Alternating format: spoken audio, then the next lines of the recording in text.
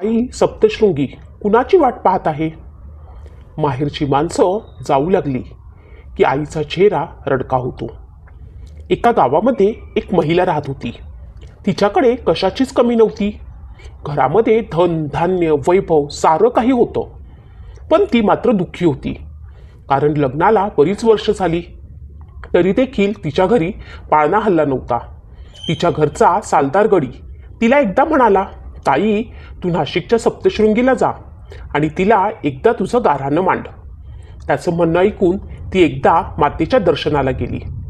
आईच्या पायावरती नतमस्तक झाली आणि ती सप्तशृंगी आईला म्हणाली, तू सर्वांच्या नवसाला पावते, सर्वांच्या मनोकामना तू पूर्ण करतेस. आता माझ्या हाकेलाही तू उभी राहा. मला मुलबाळ नाही. मी तुला नवस करते की जेव्हा मला बाळ होईल तेव्हा मी तुझी सुपारी पण आणणार नाही. पण त्यावेळेस मी बैलगाडी घेऊन बाळाला तुझ्या दर्शनाला घेऊन येईन आणि अशीच कड्यावरनं बैलगाडी उतरवून खाली नेईन. त्यावेळी गडावर जाण्यासाठी कुठलाही रस्ता नव्हता. भक्त भाविक श्रद्धेनं पायवाटेनं आईच्या दर्शनाला येत. खूप उंचावरती असलेल्या त्या शीतकड्यावरनं बैलगाडीवरनं खाली जाणं अशक्यप्राय गोष्ट होती. पण तिने मोठ्या विश्वासाने आईजवळ हा नवस बोलली आणि तिच्या घरी निघून गेली.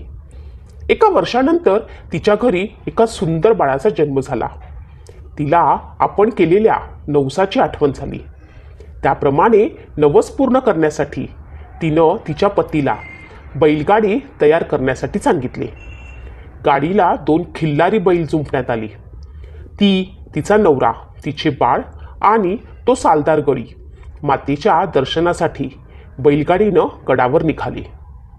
त्या काळी रस्ता नव्हता. दगड धोंड्यातून ती गाडी लोटत लोटत पुढे आणली गेली. खिल्लारी बैल जोडलेली बैलगाडी गडावर पोहोचली. त्यानंतर ती शिवालिस तीर्थामध्ये आली. तिथे आंघोळी केल्या. सर्वांच्या आंघोळी झाल्यावरती तिनं सांगितलं की मला आता मंदिरात दर्शनाला जायचं नाही. मी हा गड चढून आली. तो मला आता ह्या कड्यावरनं बैलगाडी खाली उतरवायची आहे.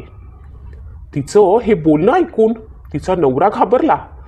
तो तिला म्हणाला, तू काय बोलते आहेस? तुला कळतं का?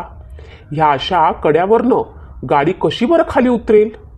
ह्या अशा गोष्टीवरती माझा काही विश्वास नाही. असं म्हणत त्यानं त्या बैलगाडीतून येण्यासाठी नकार दिला. तो त्या बैलगाडीतून खाली उतरला. आता मात्र तिला कळेना की काय करावं. पण ती मात्र घाबरली नाही. तो सालदार गडी मात्र म्हणाला, मी जेव्हापासून ह्या ताईच्या घरी काम करतो तेव्हापासून मी तिला बहीण मानलं आहे.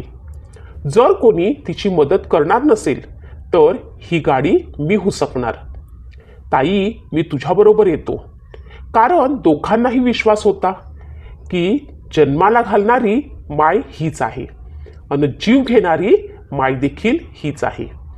त्यामुळे न डगमगता ते दोघेही बाळाला घेऊन गाडीत बसले. आता ती मणी सप्तशृंगी मातेचा धावा करू लागली. सालगड्यानंही देवीचं नाव घेतलं आणि गाडीला हाका दिली.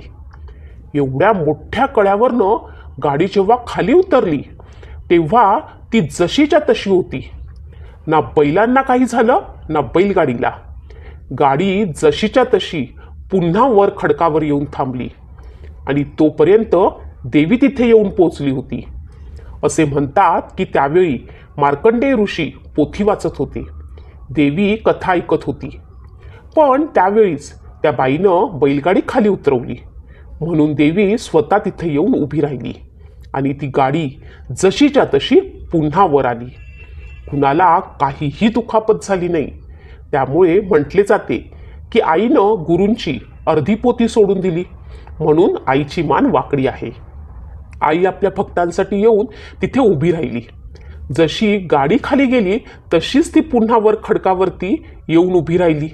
सर्वात पहिल्यांदा देवीनं त्या गाडीला पूजले असे म्हटले जाते. पहिला मान आईनं त्या बाईला दिला म्हणून पहिला मान शीतकड्याचा आहे आणि त्यानंतर देवीच्या दर्शनाला पुढे जातात.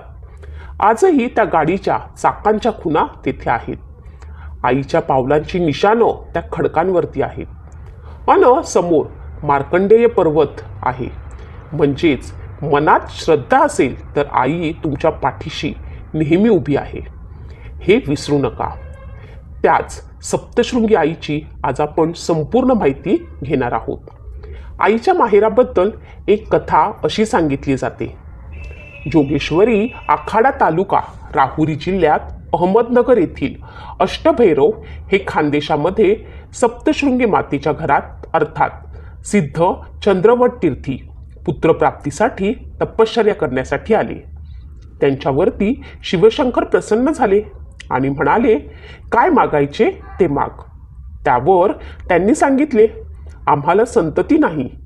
तेव्हा भगवान शिव म्हणाले, या जन्मात तुम्हाला संतती नाही, पण या क्षेत्राचं तत्पुण्य म्हणून मी तुम्हाला प्रसाद देतो, असे सांगून समोरच्या डोहामध्ये स्नान करायला सांगितले आणि त्या डोहातून कन्या निर्माण केली.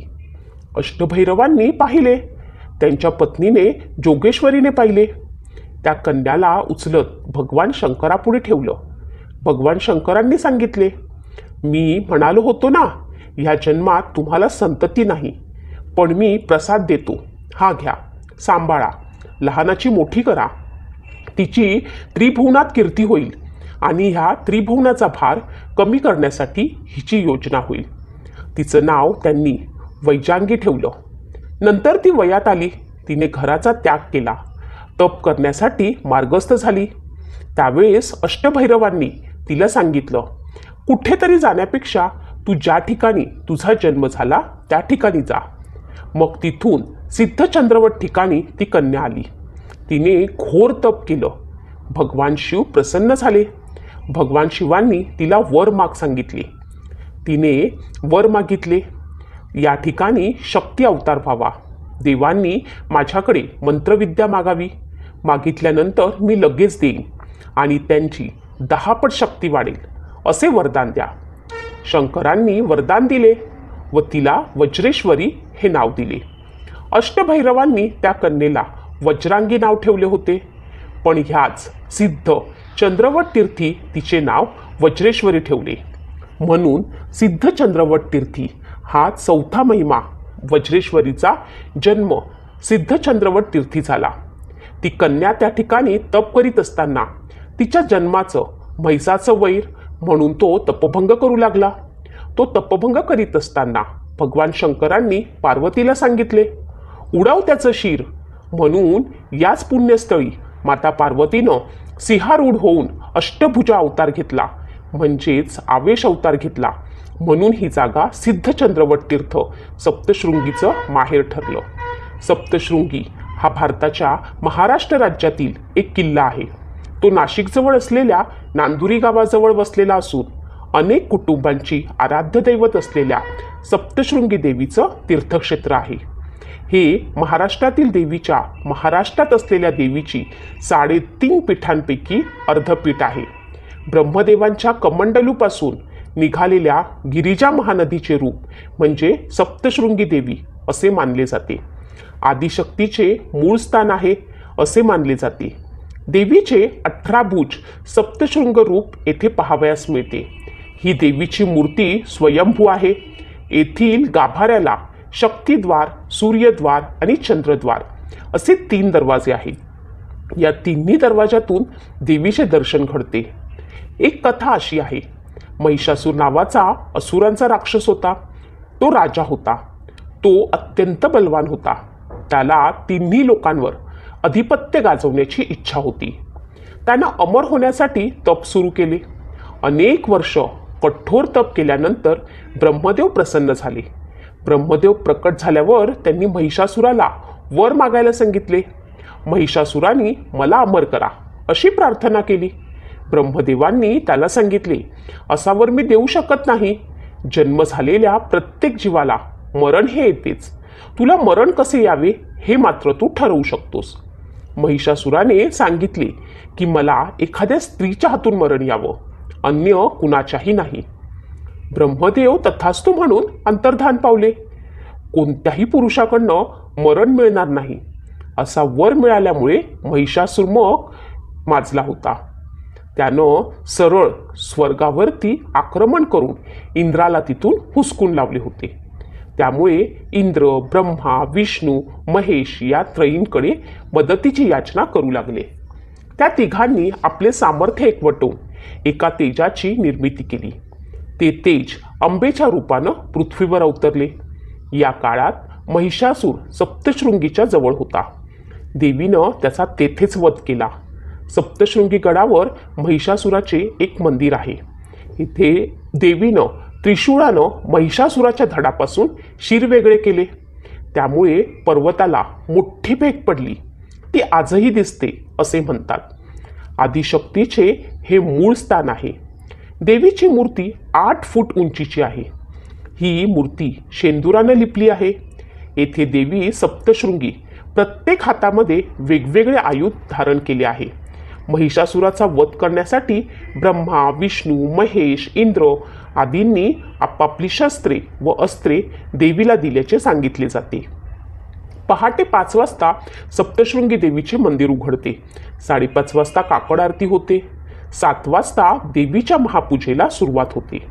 या पूजेमध्ये मूर्तीला पंचामृत स्नान घालण्यापासून ते 11 वार पैठणी अथवा 11 वार शालू नेसवून तिचा साजशृंगार केला जातो. पानाचा विडा मुखी दिला जातो. तसेच पेढा आणि वेगवेगळी फळे यांचा नैवेद्य दाखवला जातो. 12 वाजता महानैवेद्य आरती होते. सायंकाळी 7 वाजता सांज होते व संध्याकाळी दरवाजे रात्री 9 वाजता बंद होतात.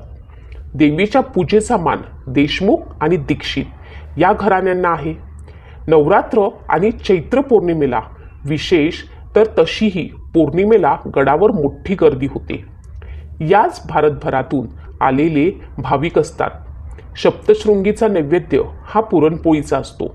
सोबतीला खुरासणीची चटणी, वरण, भात, भाजी, पोळी ही नैवेद्य म्हणून असते. पर्वताच्या शिखरावर चैत्र शुद्ध पौर्णिमेच्या मध्यरात्री दरेगावचे गवळी पाटील कीर्तिध्वज फडकवतात. हा मान त्यांचा असतो. या ध्वजाची सवाद्य मिरवणूक निघते. हा ध्वज 11 मीटर लांबीचा असून केसरी रंगाचा असतो. या देवीला 3.5 पीठातील एक महत्त्वाचे स्थान प्राप्त आहे. सप्तशृंग येथे वास्तव करणारी देवी म्हणजे सप्तशृंगी असे मानले आहे. ध्वजाचे मानकरी गवळी परिवार आहेत. कीर्तिध्वज लावण्यासाठी दरेगावचे पाटील मध्यरात्री सुळक्यावर चढतात. समुद्र सपाटीपासून तब्बल 4600 फूट इतक्या उंचीवर हा सुळका आहे.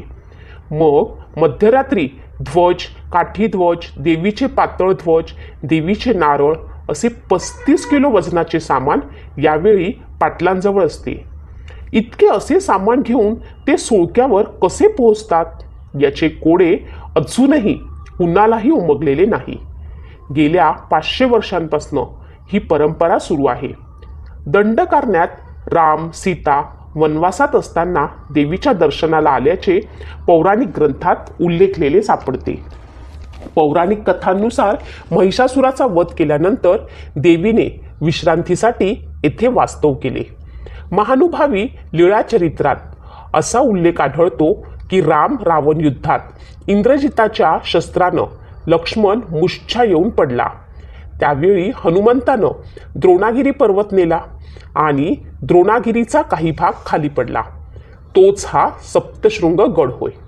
नाथ संप्रदायामध्ये नवनाथ भक्तिसार या पोथीत 2ऱ्या अध्यायात वर्णन असे आहे की दत्तगुरू व महादेव अरण्यात गमन करत असतात व अचानकपणे महादेव यांना कळतं की कोणीतरी तपश्चर्या करत आहे. ते बघण्याकरिता ते दत्तगुरू यांना पाठवतात व दत्तगुरू त्यांना घेऊन महादेवांकडे येतात आणि महादेव व दत्तगुरू म्हणतात की तुझी इच्छा आदिशक्ती सप्तशृंगी देवी पूर्ण करेल. शाबरी विद्याची खरी सुरुवात सप्तशृंगी गडावरनं होते. सविस्तर माहिती नवनाथ भक्तिसार या पोथीत 2ऱ्या अध्यायामध्ये वर्णन केलेली आहे. निवृत्तीनाथांनी समाधी घेण्यापूर्वी काही दिवस उपासना केली होती. देवी भागवतातही देवीची देशात 108 शक्तिपीठे असल्याचा उल्लेख आहे. सप्तशृंगी देवीची काही रहस्य गडावर साग, काग आणि नाग दिसत नाहीत. गडाच्या आजूबाजूला भरपूर सागाचे झाडं असल्यामुळे जंगल परिसर आहे, तरी देखील नाग दिसत नाही आणि तेथे कावळ्याचं दर्शन होणं देखील खूप दुर्मिळ आहे. देवीमध्ये महासरस्वती, महाकाली, महालक्ष्मी या त्रिगुणात्मक आहेत. या सर्व मिळून देवीचे स्वरूप आहे. वणीगडावर सप्तमाता आहेत. 1 शिवा, 2 चामुंडा, 3 वाराही, 4 वैष्णवी, 5 इंद्राणी, 6 कार्तिकेयी व 7 नारसिंही या योगमाता गडाच्या 7 शिखरावर विराजमान आहेत. गडावर मच्छिंद्रनाथांना देवीनं शाबरी विद्येचे धडे दिलेत. त्यांची समाधीही गडावर आहे. गडावर संजीवनी बुटी आहे, पण कलियुगात आईनं त्या गुप्त स्वरूपात ठेवल्या आहेत. देवीच्या दारी औदुंबराची छाया आहे. तेथे दत्त दिगंबर भेटीसही येतात. त्या औदुंबराखाली शुभ्र नागराज असून त्यांच्या मस्तकात वर शक्तिशाली हिरा आहे. नाथा संप्रदायाची ही कुलस्वामिनी आहे. नवनाथांची शाबरी विद्या ही देवीची देणगी आहे. गडावर तीर्थराज शिवालय आहे. ब्रह्मदेवांच्या कमंडलूमधून जे पाणी वाहिलं जातं त्याचा मोठा प्रवाह तयार झाला. तीच गिरिजा नदी, त्यापासून हे तीर्थ तयार झाले. यास गिरिजा तीर्थ असे म्हटले जाते. या कुंडात सर्व देवांनी स्नान केले होते. असे हे पाप विनाशक तीर्थ आहे. कालिका तीर्थ हे कुंड कपारीत असून याचं पाणी थंड आहे.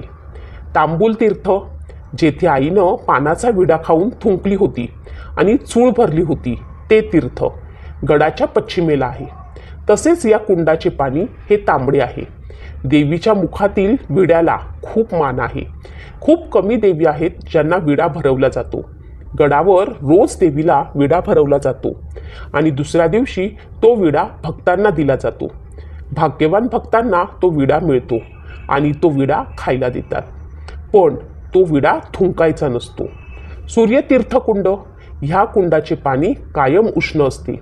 काजळ तीर्थ, देवीनं डोळ्यातील काजळ येथे धुतले होते. ह्या कुंडाचे पाणी काळेभोर आहे. सप्तशृंग पर्वताशेजारी नांदुरी गावाची एक पर्वत आहे. त्यास खिंडार आहे असे म्हणतात की देवी दैत्य युद्धात देवीनं त्रिशूलानं ते खिंडार पाडले आहे.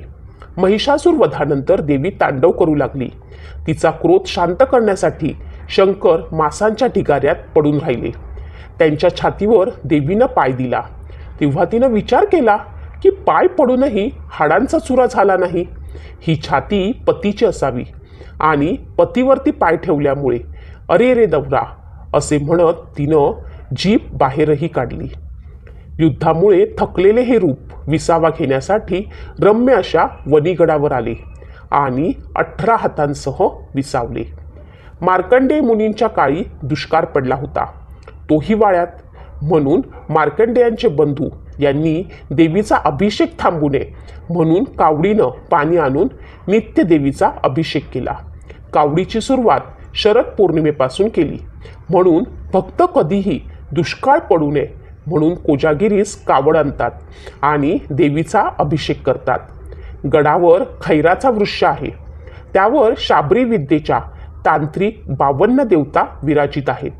पण तो वृक्ष अदृश्य स्वरूपात आहे, पण योग्य उपासनेने तो जागृत होतो. देवीने दैत्यांच्या हाडाचा चुरा केला. त्यापासून हळद आणि कुंकू बनवले आणि सांगितले की जी स्त्री कुंकवासह हळद लावेल ती प्रेत योनीपासून वाचेल. झेंड्याची निशाणी घेऊन गवळी परिवारातील एक जण सुळक्यावर जातो, पण कुणालाही ते कळत नाही की ती व्यक्ती कुठून जाते. देवीचे मंदिर पूर्वी रात्री लवकर बंद होई. असे मानले जात होते की सिंहराज स्वतः देवीच्या भेटीला नेहमी येत. त्यांच्या डरकाळीचा आवाज स्पष्टपणे ऐकू यायचा असे तेथील आदिवासी सांगत. देवीची मान वाकडी आहे कारण समोर मार्कंडेय मुनी सप्तशीचे पाठ वाचत आहेत आणि माता कान देऊन ते ऐकत आहे. त्यामुळे मातेची मान झुकली आहे आणि डावा हात कानावर ठेवून आदिशक्ती मार्कंडेय मुनींचा कथासार ऐकत आहे. आईची कला निराळीच आहे. आई सकाळी बालस्वरूपात मध्य दिवसावर तरुणी, दुपारी वयस्कर आणि संध्याकाळी वृद्धा भासते. देवीचे माहेर खानदेश आहे. तिचे सासर वनी आहे. आईचे ध्यान आपल्या माहेराकडे लागलेले आहे असे म्हणतात. जेव्हा तिच्या माहेरची लोक येतात तेव्हा तिचे स्वरूप अधिकच खुलते आणि जेव्हा माहेरची माणसं परतीला निघतात तेव्हा आई रडकी होते. गडावर रडतोंडे नावाचा घाट आहे. नांदुरी गडावर जायला महिषासूर वधानंतर आईसाहेब वनी गडावर विश्रांतीसाठी आले असता डोंगर दर्यांचा भाग, मग ती अवघड वाट चढताना आईसाहेब चक्क रडल्या असे म्हणतात. म्हणून त्या वाटेला रडतोंडी असे म्हणतात. या रडतोंड्या 3 मार्गात आहेत. एक आहे नाहुरी मार्ग, दुसरा आहे वनी मार्ग आणि तिसरा आहे मार्कंडेय पर्वताकडनं येणारा रस्ता. आईचं हे स्वरूप प्रथम दृष्टीस पडलं ते गायी चरण्यासाठी गडावर आलेल्या गवळी बांधवाला. त्याची एक गाय अचानक गायींमध्ये निघून अवघड अशा ठिकाणी चरण्यासाठी जाई हे त्याने कित्येकदा बघितले. तो तेथे गेला असता त्याला तिथे भले मोठे मधाचे पोळे दिसले. तो आनंदित झाला. पण मधाच्या पोळात काठी खुपसली असता काठीच्या टोकाला सिंदूर लागलेला दिसून आला. मग झाड पाचोळा बाजूला केल्यावर त्याला आदिमाईचे स्वरूप दिसले. आदिमाया त्याला बोलली, मी या गडावर आधीच होते. माझी पूजा करणारं कोणी नव्हतं. माझ्या दर्शनानं भाग्य तुला लाभलं.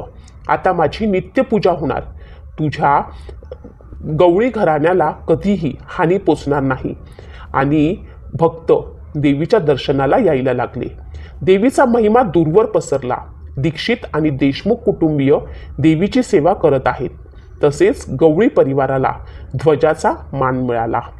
सप्तशृंगी मंदिराच्या दुसऱ्या टप्प्यात परतीच्या मार्गावरती श्री कालभैरव महाराज विराजमान आहेत. आदिशक्तीच्या संरक्षणासाठी तेथे आहेत.